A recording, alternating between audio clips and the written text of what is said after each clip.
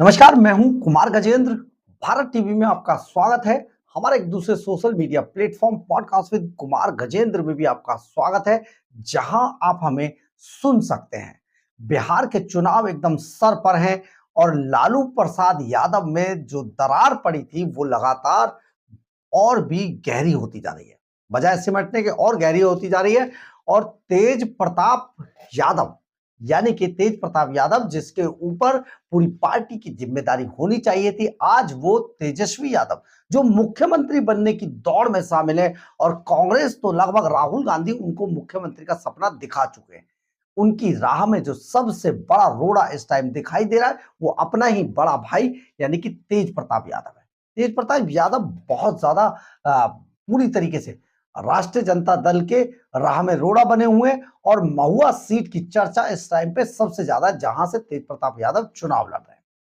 अब वो किसी भी तरीके से दो बातें कहना नहीं भूलते। एक तो वो लगातार जयचंद को ढूंढ रहे हैं। आखिर लालू प्रसाद यादव के घर में ये जयचंद कौन है, या पार्टी में जयचंद कौन है, या परिवार में जयचंद कौन है, और एक कौन है वो शख्स जो लगातार इन दोनों भाइयों को लड़ा रहा है। लेकिन इसमें आखिर फायदा किसका है? अगर देखिए, राष्ट्रीय जनता दल में अगर ये फूट पड़ी है और ये फूट कितनी आगे नुकसान करेगी ये तो आने वाला वक्त बताएगा, क्योंकि अभी तक के जो हमारे पास सोर्सेज के जरिए से जो हमारे पास खबर है उसके मुताबिक तेज प्रताप यादव का कोई बहुत ज्यादा असर नहीं है और ना वो पार्टी को किसी तरीके से नुकसान पहुंचा सकते हैं, क्योंकि तेजस्वी यादव ने पार्टी को पूरी तरीके से अपने कब्जे में करके रखा है। ऐसे में तेज प्रताप यादव अपनी महुआ सीट भी बचा पाए ये भी बड़ा मुश्किल ही साबित होगा। दरअसल है क्या, जो बिहार है वहां पर 243 सीटों पर चुनाव होना है और ये चुनाव आयोग तय कर चुका है कि ये 2 चरण में चुनाव होना है, 6 तारीख को और 9 तारीख को, यानी कि 6 नवंबर और 9 नवंबर को बिहार के अंदर चुनाव होना है। ऊंट किस करवट बैठा, कमल खिला या हाथ ने अपना काम किया, ये बात पता चलेगी 14 नवंबर को, यानी कि 14 नवंबर को नतीजे आ जाएंगे और पता चल जाएगा कौन जीता कौन हारा। परंतु उससे पहले कुछ चीजें बड़ी मजेदार चल रही है बिहार के अंदर।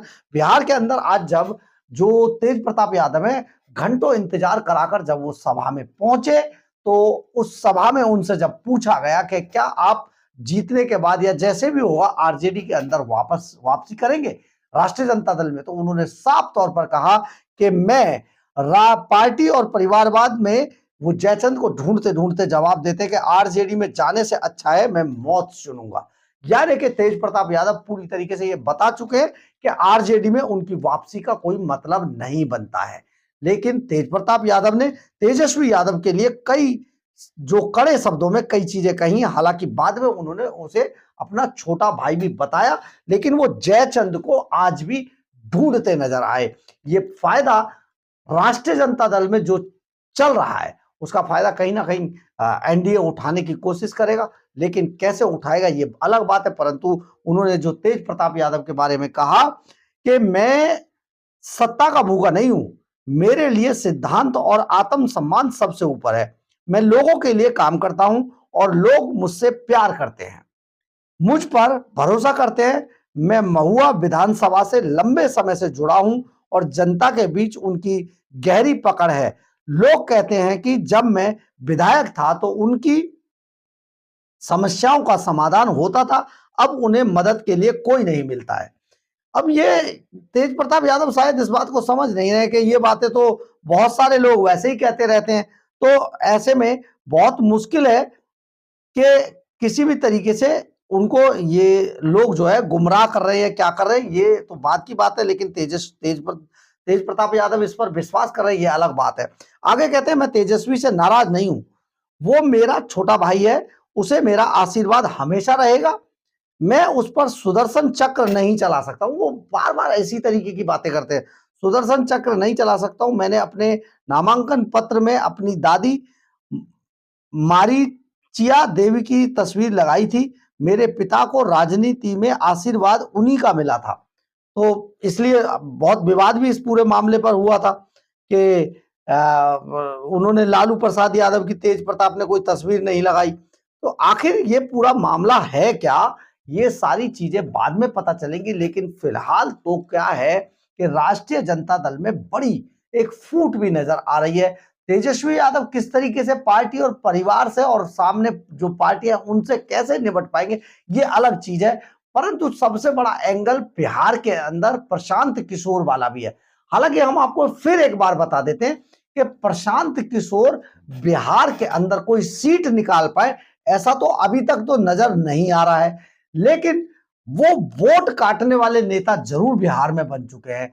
अब बड़ी बात यह है कि जो तेजस्वी यादव की राह में एक तो सबसे बड़ा रोड़ा अगर कोई है तो वो है प्रशांत किशोर, और दूसरा सबसे बड़ा जो रोड़ा है वो है असुद्दीन ओवैसी।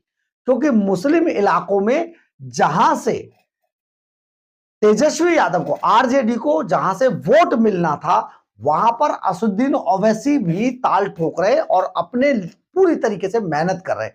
असुद्दीन ओवैसी ऐसे नेता, मुस्लिम नेता माने जाते हैं कि वो बहुत सारा वोट अपनी तरफ खींचने में कामयाब होते हैं। अगर ऐसा होता है तो भारतीय जनता पार्टी बिहार के अंदर इस बार कमल खिला रही है, कोई नहीं रोक सकता। लेकिन अगर कुछ चीजें इधर उधर होंगी, जैसे अगर आप माने तो अरविंद केजरीवाल ने भी ये घोषणा कर रखी है कि जी 243 सीटों पर चुनाव लड़ रहा है वो भी, तो आखिर अरविंद केजरीवाल भी 243 सीटों पर चुनाव लड़ रहे हैं। और ये वही प्रशांत किशोर है जो दिल्ली के अंदर अरविंद केजरीवाल की आम आदमी पार्टी के प्रचारक थे और यहां से उन्हें हरवाकर भागकर बिहार में पहुंच गए। अब ऐसे में अरविंद केजरीवाल की पार्टी को तो 4 वोट मिल जाए तो भगवान ही मालिक है, उनको तो मुझे लगता है 0-0 पर रहेगा वो पूरा मामला। आप मेरी इस बात को याद रखिएगा, केजरीवाल वहां पर सभी सीटों पर, जितनी सीटों पर भी वो लड़ पाएंगे, जमानत जब्त होने वाली है उसकी। लेकिन प्रशांत किशोर काफी वोट अपनी तरफ खींचेंगे, परंतु जीतना उनका बेहद मुश्किल समझा जा रहा है। पर आप यहां पर सोचे, मुख्य लड़ाई एनडीए और राष्ट्रीय जनता दल के बीच में है। कांग्रेस कुछ सीटों पर मजबूत नजर आ रही है, लेकिन इतना असर कांग्रेस के पास है नहीं कि बिहार में कुछ बहुत बड़ा कर पाए। अगर कर पाएगी, क्योंकि देखिए सीटों की लिमिटेशन हो गई है, कांग्रेस को पहले ही सीटें कम मिली है, तो सीटों पे अगर कुछ होगा तो आपस में कोऑर्डिनेशन करके उतना काम नहीं कर पाएंगे जो सरकार बनाने के लिए चाहिए होता है। यानी कि बिहार में बहुत कुछ बदलने वाला है। पर सबसे बड़ी बात यह है, आरजेडी का क्या होगा, जो कभी लालू प्रसाद यादव ने अपने खून पसीने से आरजेडी को बनाया था, ना जाने कितने लोगों को धोखा देकर, सारी चीजें करके, जैसे उन पर स्कैम है वो सारा कर करा के जब अब वो इस स्थिति में आए हैं, तो अब अपने ही परिवार में पड़ी फूट पर या तो वो मौन है या वो अब इस लायक नहीं बचे हैं कि उनकी दहाड़ से सब कुछ जंगल कांप जाए और वो जंगल राज जो आज उनके अपने घर में, परिवार में दिखाई दे रहा है, वो किसी तरीके से कम हो जाए। बहरहाल, अगर आपको हमारी ये खबर अच्छी लगे तो आप इसे लाइक, सब्सक्राइब और शेयर जरूर करें। कमेंट्स बॉक्स में अपनी राय जरूर लिखें, इससे हमें बहुत बहुत बहुत ऊर्जा मिलती है। जय हिंद, जय भारत।